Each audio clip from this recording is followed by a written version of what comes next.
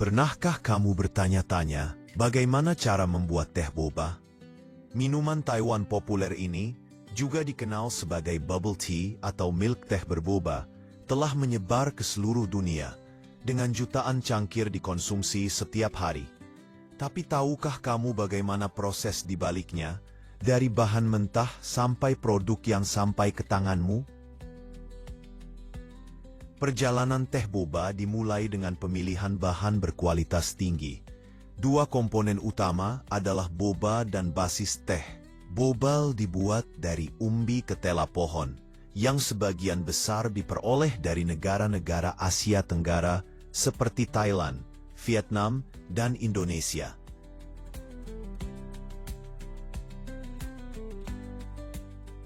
Umbi ketela dipanen ketika sudah matang, biasanya setelah 8 hingga 12 bulan pertumbuhan.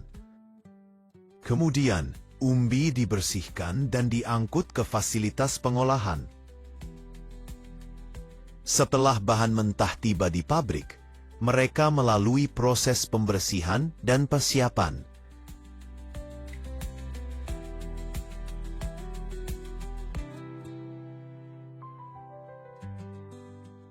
Umbi ketela dicuci dengan mesin besar yang memiliki sikat berputar untuk menghilangkan tanah dan kotoran. Kemudian, konveyor memindahkan ke tahap bilas berikutnya. Umbi yang bersih dikupas kulit luarnya dengan mesin khusus.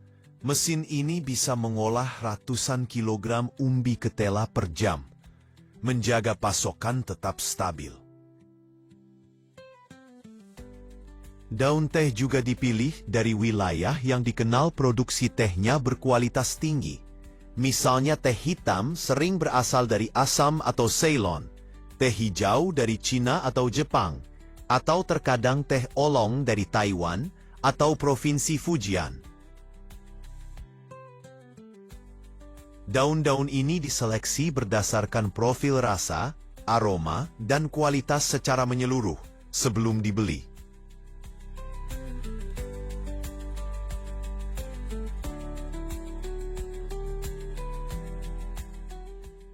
Daun teh juga menjalani pembersihan.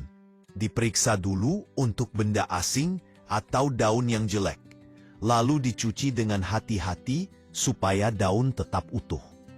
Beberapa pabrik menggunakan sistem udara untuk meniup debu atau partikel ringan tanpa merusak daun.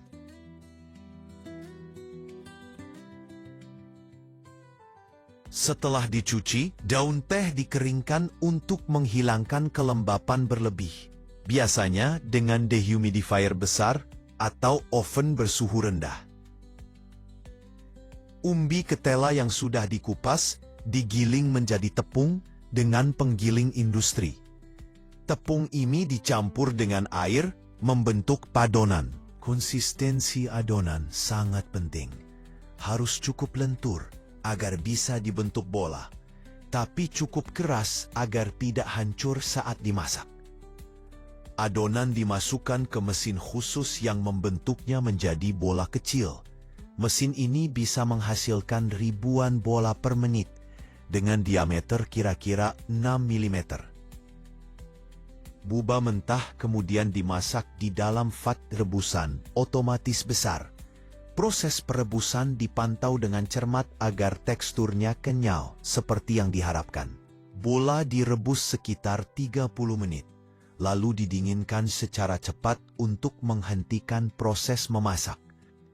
Tangki besar berisi air murni dipanaskan ke suhu optimal, tergantung jenis teh. Daun teh dimasukkan ke dalam air di dalam kantong poros besar. Proses penyeduhan diatur waktunya agar rasa dan aroma teh keluar secara seimbang, tanpa menghasilkan terlalu banyak tanin yang bisa membuat teh terasa pahit. Setelah penyeduhan, cairan cepat didinginkan ke suhu kamar menggunakan penukar panas. Ini penting agar teh tetap segar dan tidak cepat rusak.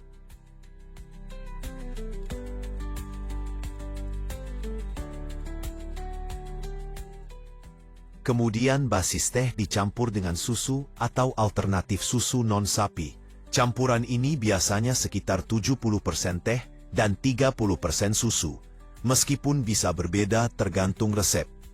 Campuran ini kemudian dipasteurisasi untuk keamanan pangan. Dipanaskan sampai sekitar 70 derajat Celcius, ditahan selama sekitar 15 detik, lalu didinginkan cepat agar tetap segar tanpa merusak rasa teh.